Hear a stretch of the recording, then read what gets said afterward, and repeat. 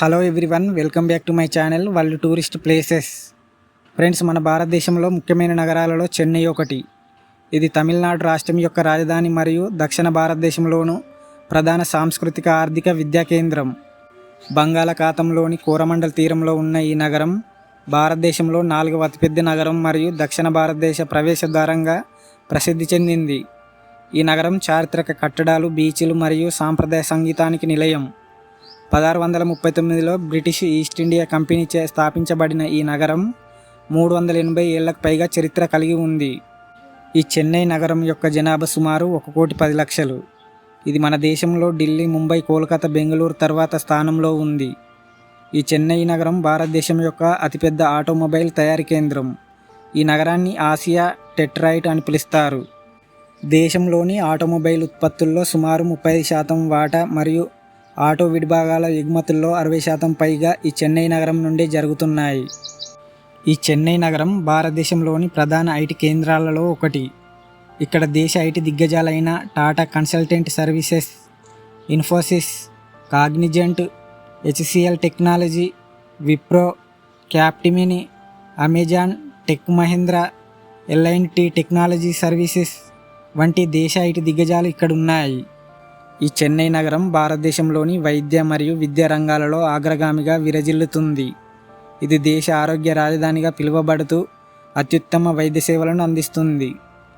ఈ చెన్నై నగరం ఎన్నో చారిత్రక కట్టడాలకు నిలయం.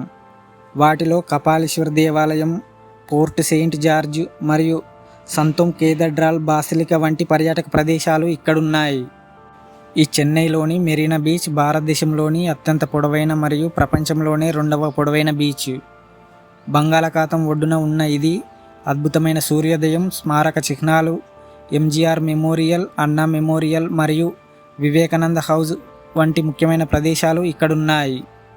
ఈ చెన్నైలోని మైలాపూర్లో ఉన్న ప్రసిద్ధ కపాలీశ్వర దేవాలయం శివునికి అంకితం చేయబడిన 7వ శతాబ్దపు పురాతన ద్రావిడ శైలి ఆలయం.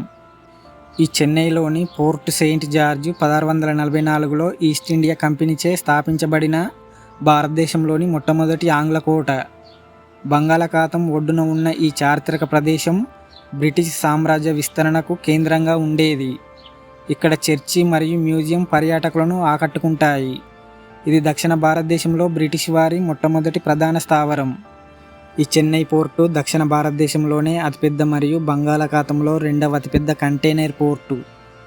1881లో స్థాపించబడిన ఈ ఓడరేవు కంటైనర్లు, ఆటోమొబైల్ ఎగుమతులు నిర్వహించే ప్రధాన వాణిజ్య కేంద్రం. ఇది చెన్నై ఆర్థిక వ్యవస్థకు మరియు దక్షిణ భారత పారిశ్రామిక అభివృద్ధికి వెన్నెముకగా నిలుస్తుంది. ఈ చెన్నై నగరంలో సందర్శించడానికి మరియు విశ్రాంతి తీసుకోవడానికి అనేక అందమైన పార్కులున్నాయి.